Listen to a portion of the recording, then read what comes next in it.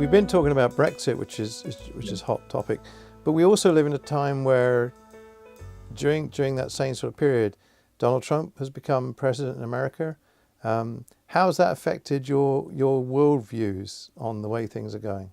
I just think that there seems to be a underlying right-wing resurgence coming that not just in America but right across Europe. We've certainly seen that over the last few years in this country.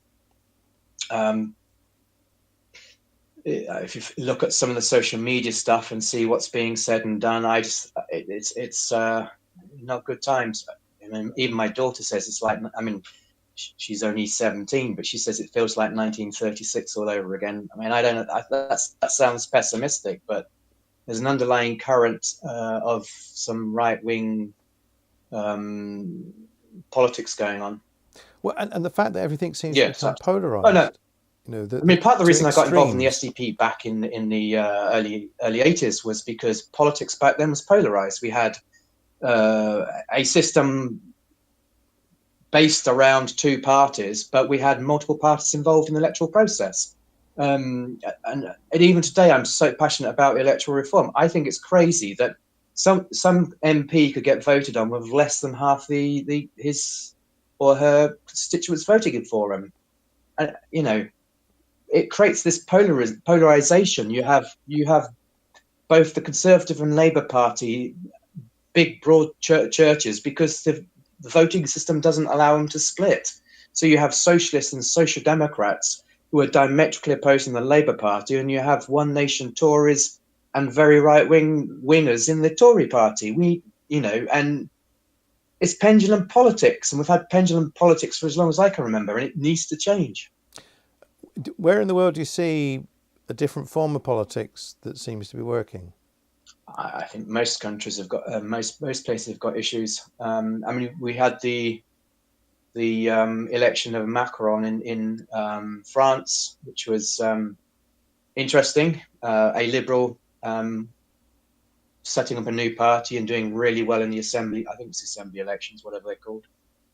But I think a lot of places have got issues. You know, you travel around and you see that everyone has the same problems. This polarization of politics, the lack of money, lack of investment, lack of tolerance and respect for other people. And you see that does seem to happen in a wide range of different systems. I mean, we're now getting women rights, and there's a great French film I've just watched where this guy gets knocked out. It's on Netflix, and basically all the women are now acting like men and all the men are acting like women. And the social gender politics becomes quite interesting as the whole roles have reversed to the point. It's a very I think it's I'm Not an Easy Man, I think it's called. I haven't seen. But it's worth watching it because of what happens in it. But I think we're seeing those very things happening. We're also then seeing the likes of Jordan Peterson, who's a psychologist on YouTube, and he seems to be promoting the male side of things, but he's just talking from a psychological perspective, and people are reading in what they want to read in to try and create controversy. But it seems to be creating lots of division as well. So it's almost as though anybody that stands up for anything in particular is being accused of being an extremist in some form or fashion, regardless of what the subject actually is.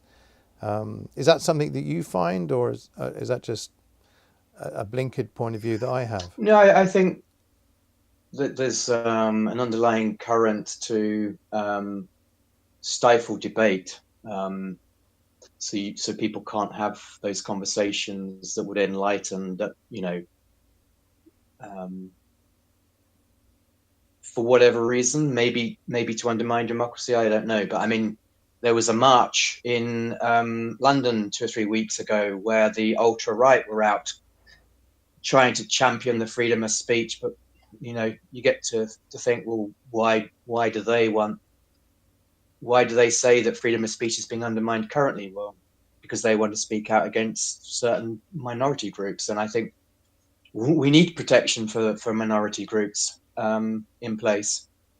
I mean, what we need protection for minority groups or against. Well, in an ideal world, everyone would get on with everyone else and will tolerate everyone else. Doesn't matter what color skin, what their religion or anything else is. But unfortunately, we have a polarized society, and some people, you know, Brexit in particular has allowed people to start speaking out against certain minorities in a way that I do not respect. Yes, people should have the freedom of speech, but not to use it to attack minority groups. Mm-hmm. So how do we create that respect? How do we get respect, and how do we give respect, and how do we ensure that people are treated fairly? It's a multi-million-dollar question, isn't it? I think you need balances in place. I think, you know, we need to have more people in Parliament that represent the diversity of the nations. So definitely more women in Parliament, people from ethnic minorities, and I, you know, I'm passionate about freedom of speech, but there's a point where you have to stop speech because it creates division and divisiveness. Does that not become censorship? Well, there's the argument that you allow people freedom of speech, and then you have to win on the merit of your debate. But in this country, we have a very right-wing media. Certainly the newspapers, and you know, someone that's a liberal, you know, you're competing against the media that's better at getting the message across than we can as individuals. I mean, part of the problem today is people read the headlines and they basically take it at face value, and it's very emotive and as well, isn't it? They base their decision making on what the Sun, the Star, the Express and the Mail makes. But no matter which paper it is, whether it's on the left or the right, it's all propaganda. And I think one of the challenges people have in today's modern world is actually challenging what they're reading and look at alternative sources to verify what they're reading.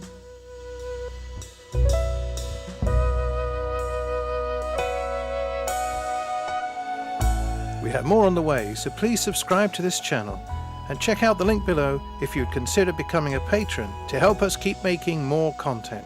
Thanks for watching.